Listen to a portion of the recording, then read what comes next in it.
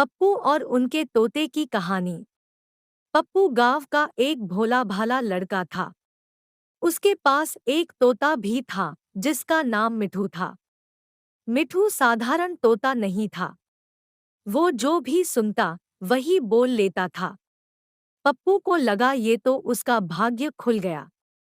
गांव में होने वाली हर गपशप, हर राज मिठू के कानों में पड़ते और फिर पप्पू उन्हें बेचकर मोटा माल कमाने का सपना देखने लगा। एक दिन गांव के मुखिया जी राम सिंह अपने खेत में मूली की रखवाली कर रहे थे।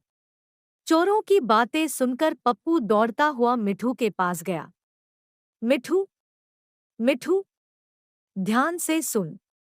मुखिया जी आज रात खेत में सोने वाले हैं। मूली चुराने का मौका है। मिठू ने ध्यान से सुना और पप्पू के कंधे पर सिर हिला दिया। रात होते ही पप्पू चोरों का वेश बनाकर खेत की तरफ चल पड़ा। मिठू को अपने कंधे पर बिठाकर वो मुखिया जी के करीब पहुंचा। तभी अचानक मिठू ने जोर से चिल्लाया, राम सिंह जी, चोर आ गए। पप्पू का मुंह अवाक रह गया। चोर पकड़े जाने के डर से वो भाग खड़ा हुआ। मिठू उसकी हालत देखकर हंसने लगा। अरे पप्पू, इतनी जल्दी? अभी तो मूली खाने का मजा ही लेना बाकी था। गुस्से से तिलमिलाते हुए पप्पू अगले दिन मिठू के पास गया। गांव में होने वाले कुश्ती के दंगल की बातें सुनी। मिठू, पहलवान शेर सिंह आज रात दाल का प्याला पीकर सोने वाला है।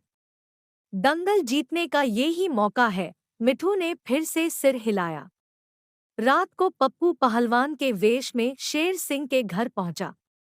मिठू को कंधे पर बिठाकर जोर से ललकारा, शेर सिंह, कुश्ती के लिए तैयार हो जा। शेर सिंह नींद से चौंका। तभी मिठू बोला, शेर सिंह जी, आप दाल पीकर सोए हैं क्या? पेट में गड़बड़ हो जाएगी। शेर सिंह ने गुस्से से गुर्राया, कौन है ये बेवकूफ? रात में नींद खराब कर रहा है। पप्पू फिर हार खाकर भाग गया। मिठू उसकी हालत देखकर फिर हंस पड़ा। अगले दिन पप्पू हार मान चुका था। मिठू को पिंजरे में रखकर वो उदास होकर बैठा था। तभी मिठू ने कहा, पप्पू, परेशान क्यों हो? इतना ज्ञान तोते में कहाँ से लाएगा? तू मेहनत कर, खुद कुछ सीख ले। पप्पू को मिठू की बात समझ आ गई। उसने चोरी या धोखा करने का विचार छोड़ दिया। मेहनत करके उसने गांव में ही मिठाई की दुकान खोली।